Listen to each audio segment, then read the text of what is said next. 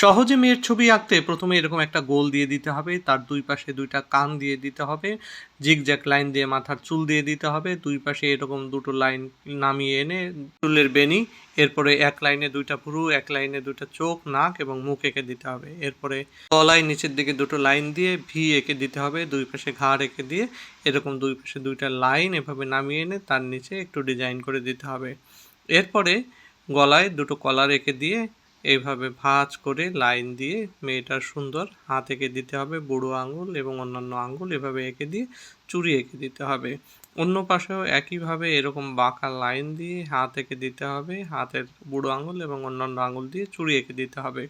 এরপরে মাঝখানে একটা লাইন দিয়ে দুই পাশে দুটো পাজামা এঁকে দিতে হবে এবং পাজামার সাথে জুতা এঁকে দিতে হবে। এরপর ডিজাইন করে রং করে দিতে হবে, মাথায় কালো চুল, গায়ে বিভিন্ন রং।